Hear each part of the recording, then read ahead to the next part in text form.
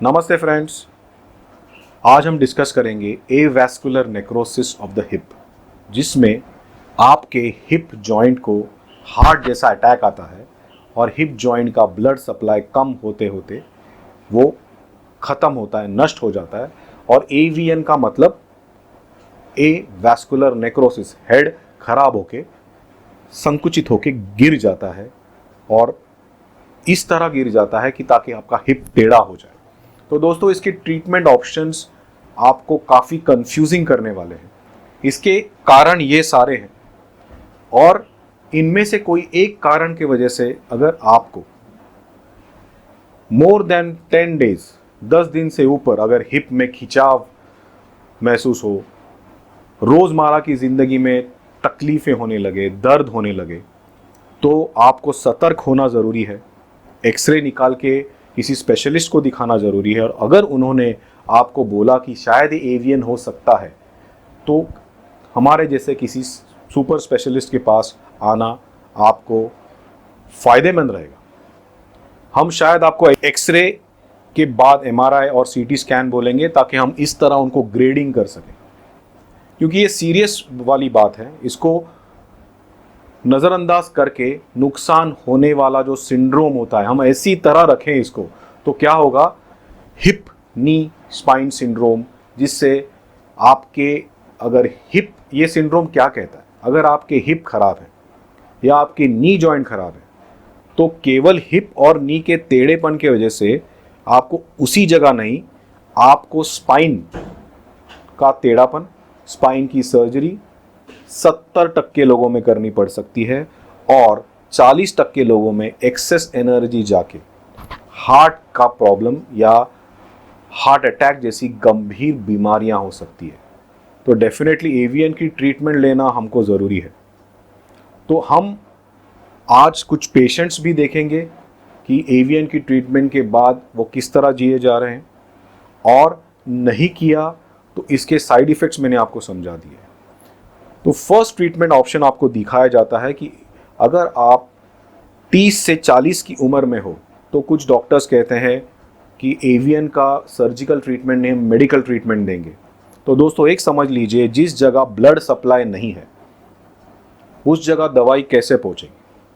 तो भी कुछ ट्रायल्स हैं फ्रॉम चाइना, जिसमें बिसफॉस्फोनेट्स, कुछ आईवी मेडिसिन दिए जाते हैं और कुछ आयुर्वेदिक प्रिपरेशंस, लेकिन 2 से 2.5 साल के ऊपर इन्होंने कोई भी चेंजेस एवीएन में दिखाई नहीं दिए। पेन जाता है, पेन के लिए हम ये ट्रीटमेंट नहीं लेते। हम क्यों ट्रीटमेंट ले रहे हैं?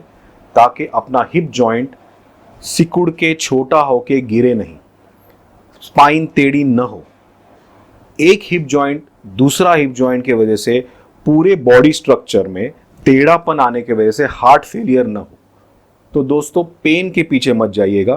तो दवाई आयुर्वेदिक या एलोपैथिक, इसके पेपर्स केवल चाइना या कुछ पार्ट्स ऑफ बांग्लादेश से आए हैं, which are not reliable. Second treatment आपको बोला जाता है कि हम कोर डिकम्प्रेशन करेंगे।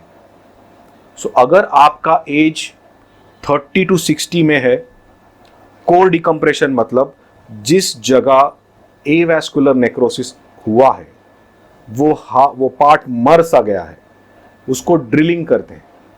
तो इंटरनेशनली साइंस क्या कहता है, रिपोर्ट्स क्या कहते हैं, हमने 100 से ज़्यादा स्टडीज़ इसमें देखी हैं और उन स्टडीज़ में अमेरिका, यूके, ऑस्ट्रेलिया, स्वीडन और पूरे यूरोप के जो पेपर्स हैं वो ये कहते हैं कि एवैस्कुलर नेक्रोसिस में कोर डिकम्प्रेशन की वजह से या तो कोई फ़ायदा नहीं होता है या आने वाले 2 साल में ग्रेडिंग बढ़ जाती है।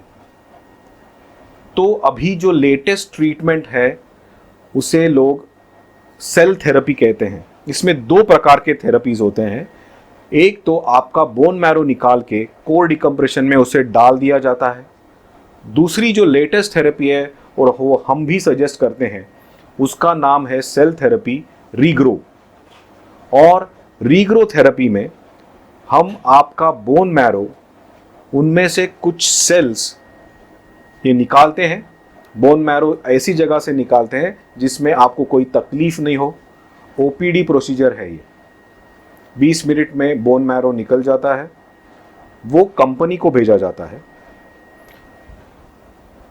जो सेल्स बोन बनाते हैं, आपके बोन खराब हो गए हैं और आपका कार्टिलेज जा चुका है, बराबर, तो जो बोन बनाने वाले सेल्स हैं उसे ऑस्टियोब्लास्ट कहते हैं, और जो कार्टिलेज बनाने वाले सेल हैं उसको कॉन्ड्रोब्लास्ट कहते हैं। तो लैब में आपके बोन मैरो के जो स्टेम सेल्स हो, जो स्लीपिंग सेल्स है, उनको रीग्रो करके बाकी लीनिएज की, जैसे हेयर वाली लीनिएज है और बाकी सारी लीनिएज के सेल्स को एक्टिवेट नहीं करके, कॉन्ड्रोब्लास्ट, ऑस्टियोब्लास्ट और ब्लड बनाने वाले सेल्स को एक्टिवेट करके अराउंड 4 मिलियन सेल्स से 100 मिलियन, मतलब कम से कम 80 गुना ज़्यादा सेल्स बना के लाइव सेल्स रेडी होते हैं।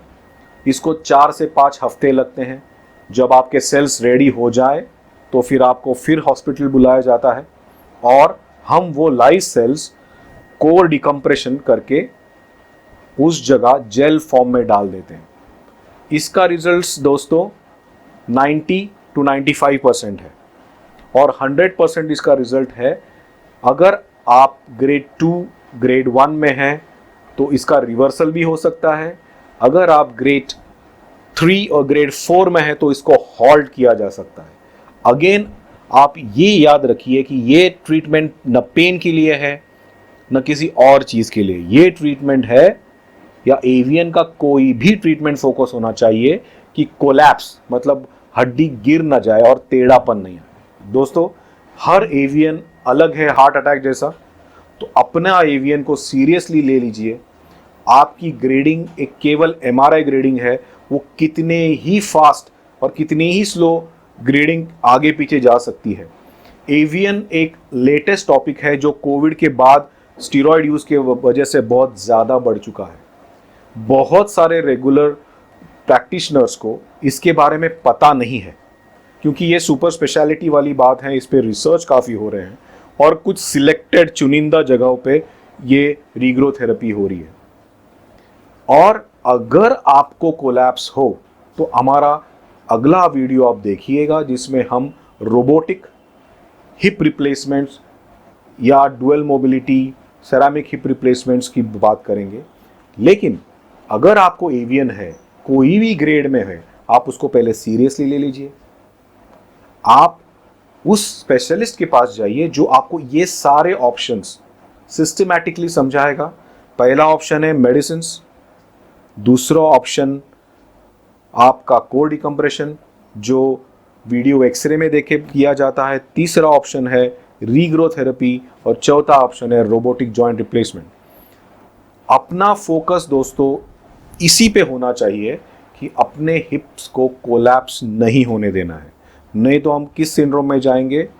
हिप नी स्पाइन हार्ट सिंड्रोम। और दोस्तों, अगर ये सिंड्रोम हुआ तो 70% लोगों में स्पाइन सर्जरी और 40% लोगों में हार्ट प्रॉब्लम्स होते हैं। और ये गूगल वाइट पेपर है।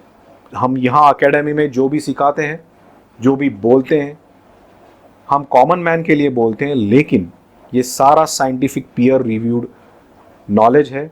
इसे हम आपके लिए पढ़ाई करके, इस पे रिसर्च करके बोलते हैं, ना कि हमारे एक्सपीरियंस से। वर्ल्ड वाइड एक्सपीरियंस आपके साथ शेयर होता है। तो दोस्तों, आप इसका फ़ायदा लीजिए। Friends, welcome to the world of 3D robotics. Here's what we see: spine, hip, knee, ankle, unlike other robotics. And this is how we plan. We do the CT scan and it's a completely robotic planning about 3D robo-align 3D robotics.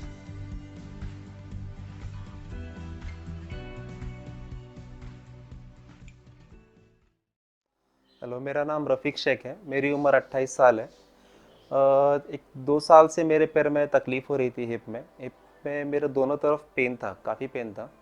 तो मैंने starting में दवाइयाँ काफ़ी ली, pain killer वगैरह देते थे doctors, लेकिन उससे फ़र्क नहीं पड़ता था।